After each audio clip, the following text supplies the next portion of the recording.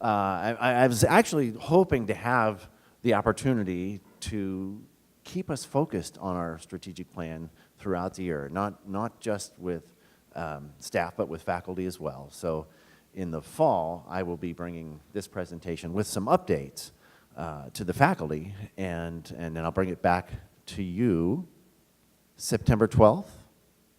Am I right? Do I have the right date? So one of my tasks is to remind us all that the date for the town hall meeting will be September 12th. So thank you.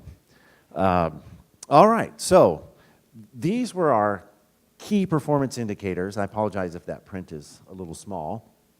Retention rate, graduation rate. We're also looking at the gaps in those rates for underrepresented minority students and white students. We're looking at student debt, which of course we want to go down, and our graduate satisfaction. So I'm really happy to say that we already have some data that show some progress. And in at least one case, we're not going in quite the right direction, but I'm confident we'll turn that around. So the retention rates that the university is now looking at are 4-year retention rates. You know, we used to report the 6-year retention rate, and sometimes you'll see that the university still does that, but we're now, we drew our metrics directly from the time and change strategic plan for the university, which called for a focus on student success at the regional campuses.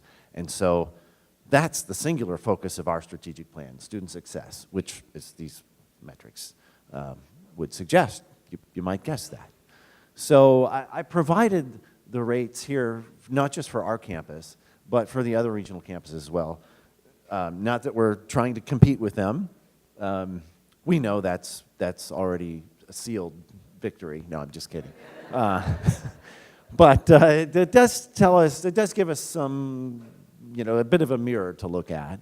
And then we can look beyond the mirror and look at them as well, just to see how we're moving relative to others. So a small change there, but in a positive direction. So, I'm sorry, this is not the graduation rate, this is the retention rate, first to second year. So good movement there for us. And the same is true for the gap in retention rates. There's been a small reduction in that gap already. So after just 1 year, we've seen a little change. Yes? Back to your retention. Sure. Is that retention related to the specific geographic, your regional campus? And Great question. Students could still be. It's at Ohio State, whichever campus you're at. So if you included students who transferred to another university, those rates would be a little higher. Same is true for graduation rates. So we're probably underestimating our success a little bit. To get that kind of data, the university often looks at the National Student Clearinghouse data, and I don't have those data. To me, I think as long as we put that caveat out there that these are maybe a little bit of an underestimate of our success, we're okay. Okay, 4-year graduation rate. Now this, of course, I really have to get used to this because the 6-year graduation rates are much higher. So if we're looking at the 4-year graduation rates, they're going to be lower. But nonetheless, we've seen progress here as well. In fact, we've almost hit the goal. And setting the goal was a challenge because we don't have precise data from other institutions to suggest, if you do all these things, this is how much your graduation rate will increase. It's kind of anybody's guess, but you hope that by doing things like implementing learning communities and doing all the things we're doing around student success, including next year instituting our second-year transformational experience program, or at least piloting it, not only here but at the other regional campuses, you would see a change in the positive direction. And then the gap here, just a smidgen of a difference. I imagine that we'll see changes in the retention rates more quickly than we'll see changes in the graduation rates because what we're doing now is not going to show up in the data, at least in terms of an effect, until 4 years from now for the students who are starting or who started last fall. Okay, this is the one that I mentioned is going in the wrong direction, but I expect that that will change again as we look out over time. So this is the percentage of students graduating with $20,000 or more in debt. So our goal is to bring that down to 40%. And the bars on the left show, I guess I can walk right over here, 2016-17, this comes from the university's graduation report, which is a survey that it's been doing for years, but that was the first year they included students who started at a regional campus. So, a little over 50% of our students through that survey said that they were graduating with more than $20,000 in debt. That went up to over 60% the subsequent year. But that's, of course, these are students who didn't benefit from the Buckeye Opportunity Program or the President's Affordability Grants over the course of their entire time here. So, oh, thank you, Terry. Okay. It's great to have a pointer. So, okay, this is right there. That's the bar for us for last year, and over here is the bar for us for this year. So we want to see that bar coming down, and I think it will over time. This is fantastic, I think. So, same survey and same report, graduation report, showing the percentage of graduates who are satisfied with their Ohio State experience overall. And so I'll point to the bars again for us. This one right here from 2016-17, the gray one. We've already gone over our goal, and we're the best of any of the campuses, including Columbus. Hey, but I should be clapping for you all too. That's the result of a great team effort. So there you have it. Those are our key performance metrics. Let me tell you one more thing about our strategic planning process and where we are now, and then I want to show you just a few more slides that just show some basic demographic characteristics of our student population. So the gosh, was it? I'm thinking it's been not quite a year since we rolled out I can't remember when our website went up, but it's been about a year. So the On Seas of Care strategic plan is out. Now we're in the process of implementing that plan, and so and I'm looking at Jackie because she gets really the bulk of the credit for the whole process, overseeing it and running it and keeping me on task and reminding me, okay, Bill, now you need to do this. And so we have identified folks to take the lead on our initiatives that are defined in the strategic plan, which thanks to Chris, you can find on our website. Just look for strategic plan and it'll come up if you do a little search on our website. And so we've begun, well, I shouldn't say we have begun, we have identified leads for all those initiatives that are in that plan. And so we're now implementing those initiatives, and they're all there. If you've forgotten what they are, I don't remember every last one, but I'm very excited about them, and I'm really excited that plan has such a strong focus on student success. Okay, so here are these enrollment highlights I want to give you, and then I want to make sure that I leave enough time for Dr. Berry. So head count, our racial and ethnic diversity, age composition, and the composition of first-year students to other students. So last year, 2,882 students, this past fall, I should say, was a record high for us. And we've kind of been bucking the state trend. Overall, the state's population, the college age-going population, is shrinking and will continue to shrink. We, of course, live in an area where, in a region that's really thriving. And we draw not only, of course, from Licking County, but Franklin County and some other counties, and we're all doing well, and so that's really been helping us. Lima, Mansfield will have, they're in areas that aren't growing. The Marion campus it draws not only from Marion County, but from Delaware County, and to some extent from Franklin County. So, like us, it's in a place where it's got some buffering from that overall state trend. This is just fantastic, and I love to celebrate it. This shows the growth in the racial and ethnic diversity of our student population. And let's see, I can't quite tell what that percentage was back in 2002. It was just maybe under 10%. Of course, all racial and ethnic minorities are represented by those, all the non-pink bars. But that was so a little under 10%. Back in 1992 when I started, those bars would have comprised only 4% of our student population. So tremendous growth there. And I think that just makes for an amazing learning environment for our students and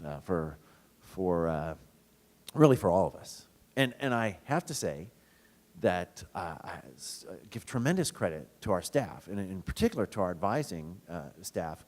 Back in 2004, roughly, maybe it was 2003, when I became academic dean, before becoming dean and director. And it was really the staff who reached out to me and said, we've seen this change in our student population. We want to make sure that we have an inclusive, welcoming environment. And so we want to learn, in particular, about our Somali students and Muslims. And so we ended up bringing, I knew a demographer, and who was studying Somali immigration. He was a Bowling Green State University professor who I didn't have when I was in grad school, but whom I got to know a little bit. And we brought him down, and unfortunately, I think it was somewhere in this building, he maybe it was in Lefevre, he gave us a presentation, and it was all about numbers. There was nothing about culture. We were really, wanting to know, how should we be welcoming and being inclusive and doing the right things, and we got all these numbers, and I thought, Frank, I guess maybe I wasn't clear enough, but I thought I had been. Anyway, he's a great guy, but he was presenting for demographers and not for us. Yes, please. That's through the university's process, yes. And so she asked, well, actually, would you mind saying your name and telling us your position? Oh, thank you. Hi, my name is Melanie Gerbrandt, and I am on the COTC side. I'm the manager of admissions. My question was whether Ohio State is capturing their diversity information primarily through their application. Was 2012 the year that you started asking 2 or more, since that shows up there and not prior to? That's Joe's question, actually, not mine. Great question. Thanks, Joe. Well, thanks to you both. I can't remember the year exactly. Yeah, that could very well be the year that that happened. For good reasons, the university's application form is evolving, and I can't remember. I thought I had maybe it was last night. I know Dr. Barry and I met here last night, had dinner with some folks as part of our fundraising campaign for the Alfred Center for Science and Technology, and a question came up about some student data we presented, and if I get to the end and I don't have a slide in here on gender, I want to say one thing about that, because one of our friends of the campus was there and made I thought he was kind of being funny, but it was a good comment about how the university's measurement needs to evolve, and in fact it is. Okay, so this just shows you the proportion of new first-year students who are, as a percentage of our overall student population, and so that's been growing, and that's really an issue. Well, it's not it's really something we have to pay attention to, because that means that we are offering more and more first or second year classes. And so when the university's in the midst of changing the general education curriculum, and so we're embracing that, but we want to be as careful about that as possible so we can predict what kinds of changes might occur. So we aren't offering a bunch of courses that our students aren't going to take. And often folks in Columbus think in terms of, well, you know, if students through all 4 years. We do in some cases, but in any given year, about half of our students are first-year students. Okay, so I didn't have the gender slide on there, but that particular part of the university's application form is growing. And if you look at the traditional binary measurement, which is really outdated, I think gender is a much broader concept these days. And I'm a sociologist, so I'm maybe more sensitive to that than others. And I remember my first year in graduate school learning from a friend who, on a survey, saw the two categories and thought, you know, these are sociologists. Our professors, they should be getting this. That's maybe way outdated. And that was in the 1980s. So the university is catching up, and we're seeing a broadening of that measure. And that reminds me, I'll say one more thing, and then I'll invite you to ask me some questions. But we have an LGBTQ employee resource group that has formed, and I encourage you to look out for information about that group and to participate or attend any of its events if you see flyers about it. Okay, I'll stop there, and I'm happy to entertain any questions you might have. Yes, Jamie, I'm going to give you the microphone. Thank you. Jamie White, Director of Retention and Student Success Initiatives for Ohio State. My question was in regards to, was it almost, and I can't recall now, about the student loan debt or the debt for graduating students. Why do you think Newark is so much more significantly higher than the other regional campuses?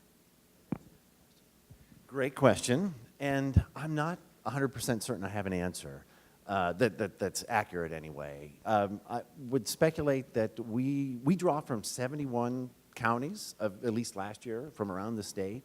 It may be that has something to do with it, that just the composition of our student population, that we have more borrowers, proportionally more borrowers.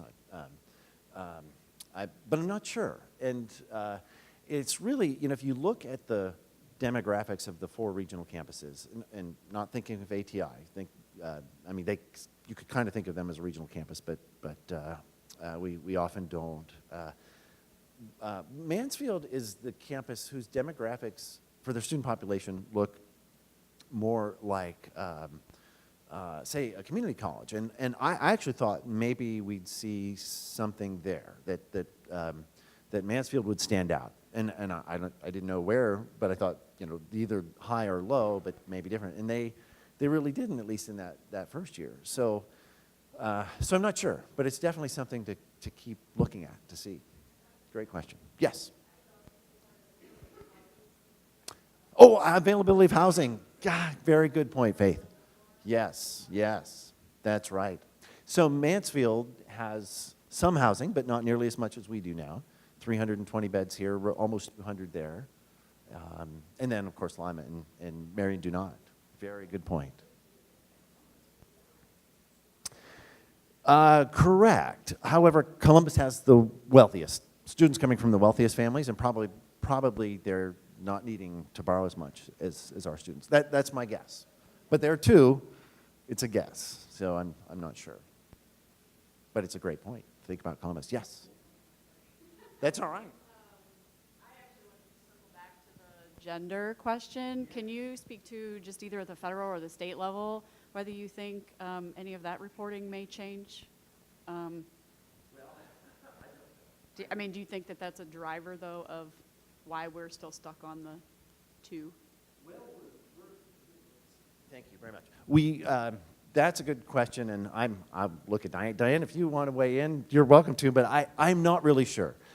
We've had, we're in the midst of the transition has already occurred. Stephanie Sanders has started at the Columbus campus, and we'll be overseeing enrollment management and admissions. And I can only speculate. I would say one of the drivers are our students, or is our students, right? They've been pushing for change on our application form.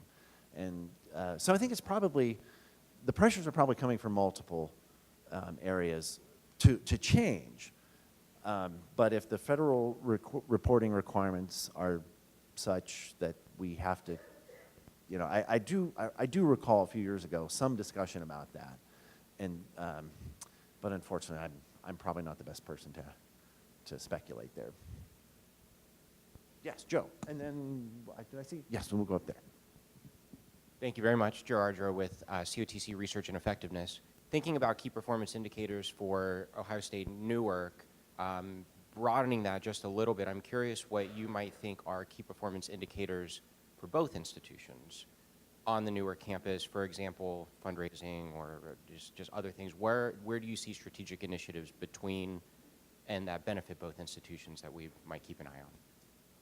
Thanks. That's a great question, and that's probably something we should talk about. I know I can't say much, but I know COTC has been working on strategic planning, and so it's probably a great time for us to get together and look at how those goals coincide. I think that one goal is, this is really kind of intangible, but this whole notion of maintaining continuing to be the gold standard for the state for shared or co-located campuses. However one would measure that would be a goal, I think, that we definitely want to pursue. That could be measured by our cost-shared budgeting. It could be measured by maybe the proportion of staff that cost-shared, or the proportion of offices that are shared. So there are a number of things there, I suppose, we could identify. And so anyway, that's a great thought. Yes, Bruce, and then Desiree. With reference to the likelihood of students completing in a 4-year time frame, do you have data that relates to the amount of credit students are bringing in prior to their beginning, broken out by campus, related to things such as College Credit Plus, AP, and IB, and so forth? We do have data. I don't have it committed to memory, and I've glanced at it from time to time. So that percentage is increasing. The percentage of students coming in with some credit already has been increasing, much more so than at the Columbus campus than at this campus. But it's generally true for all of Ohio State's campuses. I don't know that there's anybody here who has those percentages committed to memory, but maybe for a future, that's definitely something that the university is monitoring. And it's definitely happening, and it means we have to think about those first-year courses. And so in that sense, we usually, we're seeing less pressure to offer them. It's more of an issue for Columbus because they have to, they've seen such a huge increase that, that suddenly there are courses that they, two things that they don't have to offer, but then their students are finishing potentially much earlier too. Desiree. All right, Desiree first from the Education Curriculum Center. So these numbers are very, very exciting to see the increase in enrollment. And I know that at some point in time, Hopewell is to be raised and changed. But with these numbers and classroom space at a premium, I personally can't see that happening anytime soon. So I'm wondering if there are some cosmetic changes that could happen in Hopewell South somewhere in the near future. Thank you. And you're right. At some point in the future, I used to think, it's going to be very soon. Probably it's going to be years, right? Many years.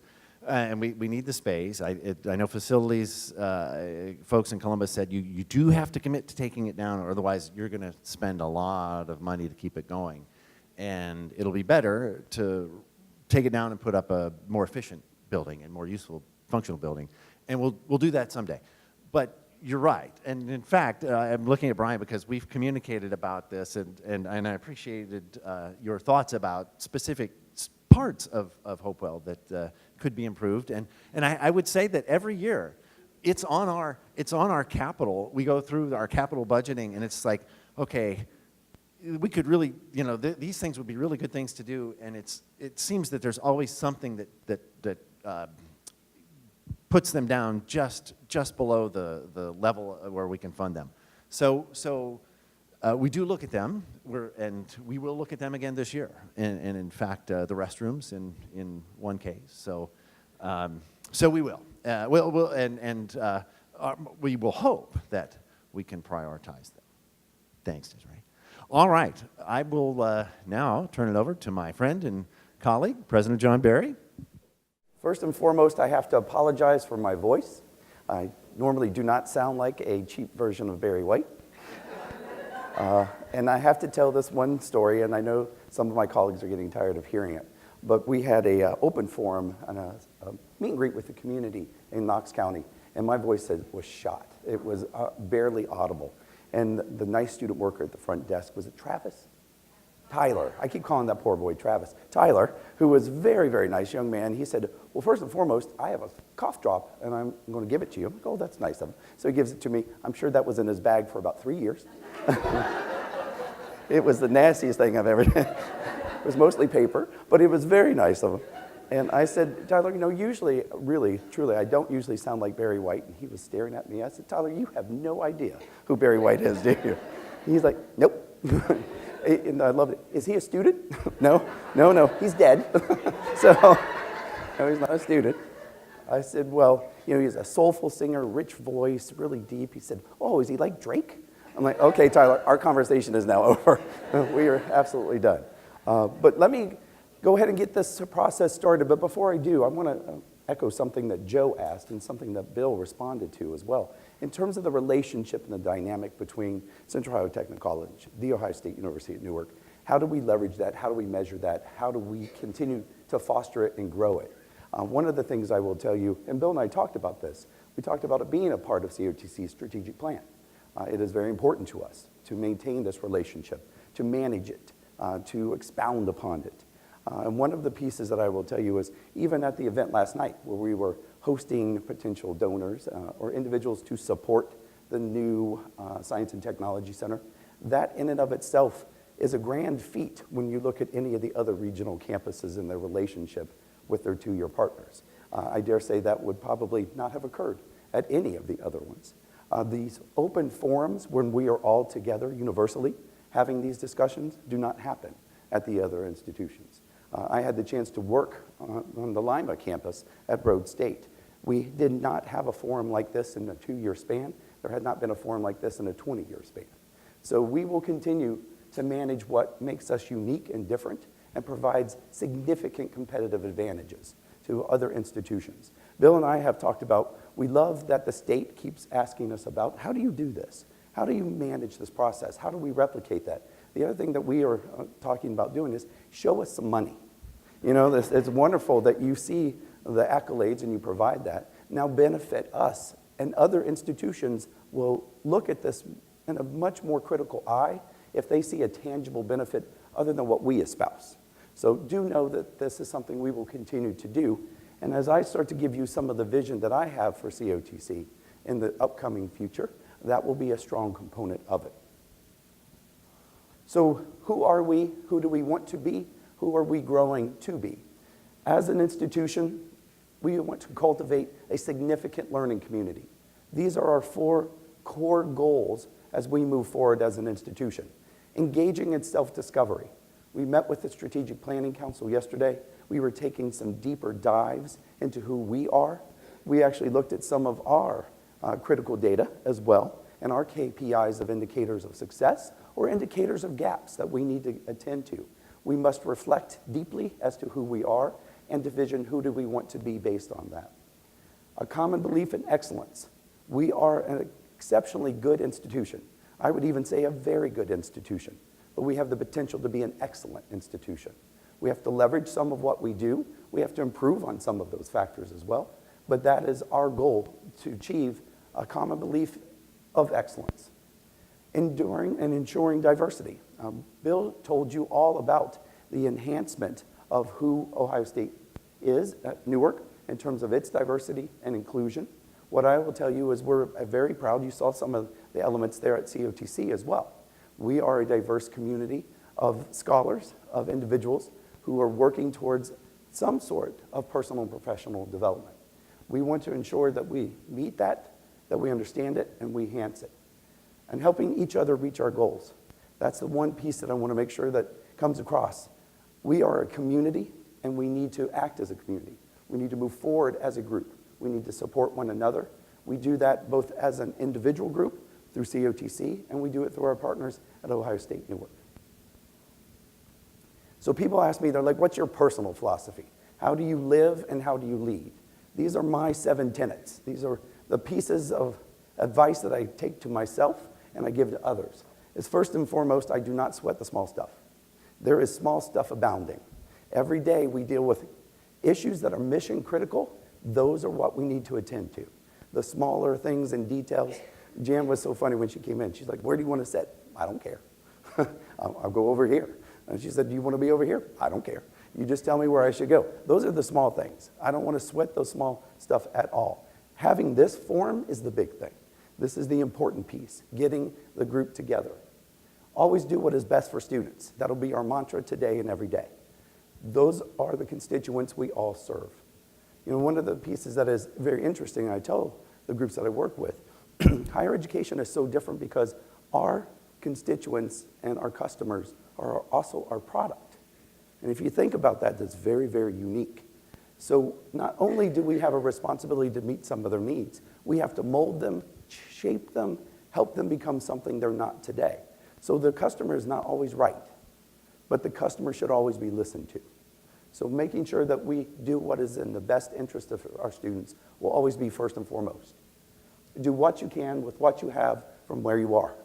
I would love to say that we were resource rich and that we could give everyone exactly what they wanted, that we could redefine Hopewell Hall today. That's probably not going to happen, but what can we do in that interim step with what we have? How do we define that and shape that to the best that we can be today? And we are going to take care of ourselves, as I say with this terrible throat issue, but certainly that we want to make sure that we take care of ourselves first and foremost. If you have vacation time, use it. If you need to get away and refresh yourself, do it. Those are very important. You need to be the best person you can be while you're here, and that will matriculate to the service we provide. See an opportunity in instability and uncertainty.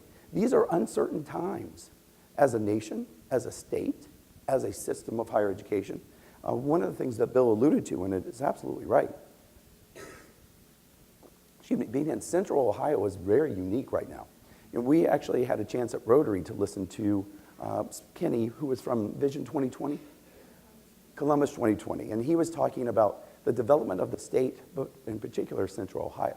If it wasn't for the Central Ohio region, he actually used these kind of words. He said Ohio would basically be a dying state, that the only development of influx of people into the state is in the Central Ohio region. But 115 individuals per day are coming into Central Ohio. Every other region of the state, people are exiting on a daily basis. So this is an opportunity right now, but it's also a golden opportunity. But how do we leverage it? How do we work through it? How do we maximize that system and where we are now? So yes, it's instability, but it's insecurity, but it's opportunity. And then the last thing I have here is Maslow before Bloom. And this goes back to serving our students. Many of you know this to be the case. Many of our students deal with lots of personal life issues. Many of those individuals are actually trying to develop an understanding of where they're sleeping tonight. Where's their next meal coming from? I can't get them to a Bloom's taxonomy until I can help them meet those basic human needs. So defining where those social service opportunities are. I know we as an institution have a joint process with a food pantry now. That's wonderful. You know, those are who we serve. We actually, is Chris all here? Chris, there he is. Chris presented some really interesting information to us yesterday about the number of students who don't continue with the institution, but where are they today? And so many of those were working multiple jobs. Many of them were working upwards of 3 to 5 jobs at any given time. And sometimes I think people thought, well, wow, that's quite an anomaly. And I would dare say that's probably more the norm. So understanding who we serve and how we serve them is very, very important to us. So my role as the president, what's a little different about what I'm going to do as to where the president's perspective has been. First and foremost, I am going to be a much more external agent. You will see me in the community, you'll see me in the region, you'll see me in the state, drumming up support and enthusiasm for who we are and what we do, asking for resources, being seen as a primary conduit to what the state's goals are. But to do that, you have to go bring the mountain to Muhammad. I can't sit at my desk and expect people to come and find me. You know, one thing that we talk about at COTC that really irks me, but it's absolutely true, I never want to be the hidden gem. No one wants to be the hidden gem. When people come that have not been to our institutions before, they are amazed, they are perplexed. How does this happen? How do you do this? I don't want anyone to be surprised. We need them to understand who we are and what we do, but we have to sound that message. We actually had representatives, and Vicki Maple and I met with representatives from Senator Portman's office this week, and both of them had never been to the campus and said, this is a phenomenal institution. The things that you are doing, how do you do this? How does this work? Well, it's a wonderful opportunity to leverage now support from the senator's office, and we are doing so. We're excited. Now, he wanted to come and speak at commencement. I'm like, hold your horses there, mister. So I love that you want to support us, but we're not quite ready for that. But we do not want anyone to be surprised. We want everyone to know who we are, to think of us first and foremost as paramount. Many of you who work with COTC know this is how I started out my tenure the first day. These are our 4 C's of commitments to our organization, how we are going to work as a unit. First and foremost, we're going to communicate with one another very openly and in multiple ways. Our friends and colleagues at Ohio State Newark will make sure that you know, too, what's happening with the college and what it means. We're going to collaborate with each other and a lot of external agents. We're going to have the courage to try to do things differently, to take educated risks, to move into new grounds, to try new territories. And we're going to celebrate those small victories that we achieve together. What does it mean to be a technical college in today's environment? Right now, within the state of Ohio, this is a prime time to be a technical college. With the new governor and the new chancellor of higher education, their focus on two-year colleges is going to be workforce and economic development. Well, guess what? As a technical college, that's what we do today and every day. So we're very excited about that. How are we going to manage that process? Many of you know about the College Credit Plus program, dual enrollment, students engaged in credits before they leave their high schools. A lot of that right now are the shotgun approach, and I know that I'm going to go to a 4-year institution, so I'm going to take a lot of credits as early and often as I can for free. And there's nothing wrong with that. Those are college-going students who have that background and understanding. They know how to manage the system, and that's great. We will continue to support some of that. But ladies and gentlemen, candidly, we want to take that next tier student who has academic ability, who may not come from a college-going culture, who may not know how that process works, that taking college credits make a lot of sense to them, but put me in a pathway. Help me understand how this works for me. I'm interested in healthcare, but I don't know how to become a nurse or a sonographer or a rad tech specialist. I don't know how that process works, but I can start that in high school. And I can actually be locked into a pathway of success through COTC. So we're going to leverage that process differently. We're going to program and develop all of our extended campuses to meet some of their individual and specific needs. Each one of our campus locations are different. Much like Bill has talked about, Ohio State University at Newark is different from Lima, from Marion, and Mansfield, where there's some unique opportunities here that aren't presented there. Same thing happens in Coshocton, that happens in Mount Vernon, that happens in Pataskala. They're unique, they're different, and they're differently abled for different possibilities. We're going to capture that and work on it. And we're going to work with our K-12 and industry partners specifically. Facing community college today are universal mandates that we are responsible to not only understand, but to maximize. We have to remain competitive in a rapidly changing market. We have to maintain our quality and fiscal viability. The one thing that was great that David presented to us yesterday is we are an extremely fiscally viable and sound institution, as is our partners at Ohio State Newark. That is a wonderful opportunity to leverage. I cannot tell you another two-year institution in the state that is debt-free, but COTC is. We're going to drive our completion rates. Bill talked a little bit about that from the Ohio State Newark perspective. Completion is what we as institutions of higher education are now funded on.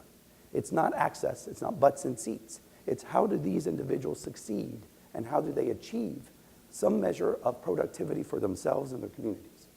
Investing in our academic innovation, one of the pieces that is a point of new pride is we're getting ready to be the only institution of higher education who works in the ceramics, industrial ceramics and ceramics engineering program. That's a point of pride, and it's an innovation, and it's an educated risk. And then we're going to meet our community expectations because we're going to know what they are, because we're going to talk to them. We're going to learn about them, and we're going to resource it. So our immediate focus will be enrollment and retention, leveraging College Credit Plus, doing environmental scanning, a lot of presidential outreach, and looking at alternative funding streams. Bill and I love having dinner together, but there is a reason that we hosted a lot of people here last night. And it wasn't just because we wanted a glass of wine and a nice company. These are individuals who can and will support what we're trying to do with some of our new buildings, with some of our new initiatives. That's just one opportunity. We also want to look at grant writing. We want to look at partnerships and leveraging funding through those. When we talk about our enrollment and retention, we're looking at these as our core issues. We're going to expand our communication platform. Now, how many of you deal with students on a daily basis? How many of you know that students love to communicate with you through email? Yeah, Vorley, put your hand down. Because you know that's a lie. They don't want to email you. And we know that. And as most institutions of higher education, email is the common form, and it is the officially recognized form of communication. Students don't communicate that way. So we are looking at a texting platform. It's an issue that I actually engaged in my last institution.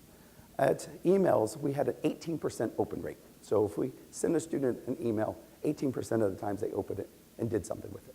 When our text message platform we introduced, 82% open rates. That students, they opened it, they did something with it. They didn't always do what you wanted them to, but they did something with it. But that communication style and converting what we do to the means that students engage in is very important. Work, earn, and learn programming. How do we talk to our business partners who need workforce members that they don't have today, but they want to cultivate them? We'll help them go to college, pay for their process, make them part-time employees. When they receive their degrees, they're full-time employees for you. Our off-site programs and development with our core partnerships, our cohort technology programs that we talked about from dual enrollment, and bolstering an online learning platform. One of the issues for COTC is I say we have 4 campus locations. We need to have 5. We need to have a virtual campus and a virtual campus presence that meets the needs of any learner who wants to engage from an online platform. Our new academic programming, we're talking about doing lots of data management, data mining, planning for the implementation of those new programs, looking at best practice research, building infrastructures. We're looking to design pathways and careers for those individuals and giving ourselves at least a 6-month window to market those new initiatives. And the last thing I'll share with you is we need to look at definitively who we have been, who we are, and who we need to be. One of the things I will tell you that there is a misnomer with technical college as the moniker. It is something that needs to be celebrated and understood from a historical standpoint. The technical education and career pathways are fantastic, but there are also many of our partners that don't understand what technical education means. They believe that from a technical college perspective, it's a one-way pathway. It's a very limited career and education opportunity. As a technical college within the state, any of our credits that students engage in from a general education standpoint, many of our associate's degrees are transferable with and amongst the state. Many of our partners don't realize that. They don't understand that. And some of it is hidden in our name and how we monitor and how we celebrate ourselves. Central Ohio Technical College has a definitive message. Central Ohio Technical and Community College has a different message. So we are going to be exploring, do we need to expand upon who we are and how we actually celebrate ourselves and how we share that with the larger community. So we're going to be looking at, do we stay Central Ohio Technical College or do we expand into Central Ohio Technical and Community College so that people understand the scope of what we already do and who we already are? We are a comprehensive institution of higher education, but many of our friends and colleagues don't quite understand that. So ladies and gentlemen, that's an awful lot of things to share with you in a very short amount of time. I can't do this individually. This is not my own vision. As I talk to each and every one of our constituents and community members, I'm trying to create a shared vision, that this is something we will work towards and do together. What can I answer for you about what you saw today or anything else that you might have on your mind?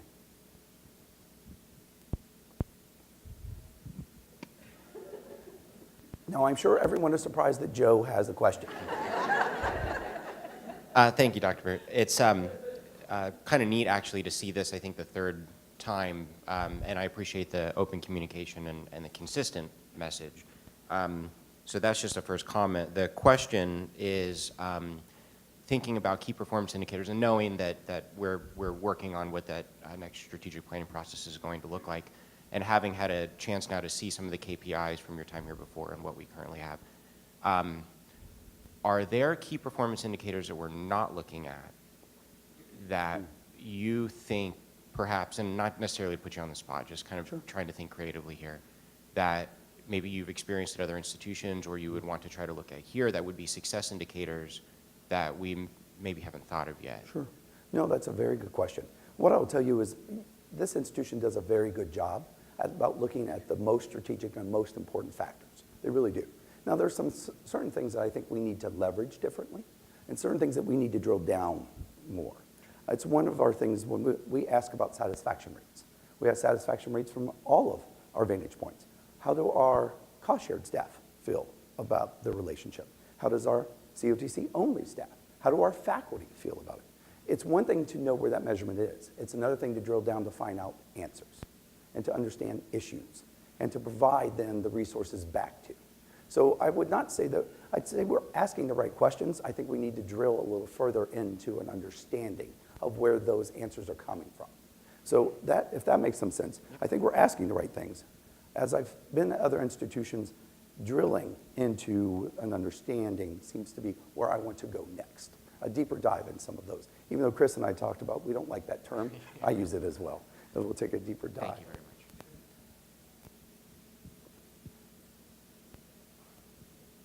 Anyone else? I know many of you have heard this multiple times, so you're probably like, yeah, I get it. And that's okay. The last thing then I will ask of you all, Melanie, do you have one? Oh, please, please, please. Sorry, we are really Yeah, good yeah. questioners. Okay, so I guess one of the questions that I would have for you, and I'm kind of speaking a little bit for some of the other staff, I want to say safely, I think. I know one of the questions that has been posed is, we know that you're going to spend some time out externally. Can you talk a little bit about whether that will be more at the, Lincoln County level, or how much presence do you anticipate having out at some of the extended campuses or the communities that are out and beyond kind of the Newark Great question. centric? One of the commitments I've made to all of our extended campus networks, and Jan is already scheduling that process. She said I'm killing her, but thank you, Jan. I appreciate what you do. Is at least once a month spending the entirety of that day there and deep diving with them. I had a chance to do that in Coshocton already. Spent my day there, talked on the radio with this voice for an hour. That was fun. Got to meet with the local newspaper, got to meet with the chief executive of the hospital, got to meet with the Career Center superintendent to really talk about what is germane to them. What do we need to do? Most of them, the good thing is what I'm hearing, people appreciate who we are, but they want to leverage some of their partnerships differently. They want to do some things differently and more strategically. They want to look at a lot of, let's do 3 things from start to completion. I don't want to do 8 things. I want to do 3 deep dives. Again, sorry, Chris. But it's been really good to hear that. I'm going to do that next in Mount Vernon, similar process. I had a chance to spend a couple hours with their economic developer. Lots of good insights. You have to really spend that time. What we would have done in an email exchange would have been very limited. 2 hours worth of true conversation and planning was rich and robust. So yes, I'm planning to do that with the regional campus, or that's funny, with our extended campus locations. But I'm also talking about meeting with all of our legislators that have impact on what we do. I'm talking about meeting with the corporate partners who we have yet to really engage in and with, and some of these new burgeoning ones. If you look at Pataskala, the amount of opportunity there because of the growth on that end, but we need to tap in, and we need, candidly, to move Columbus State aside.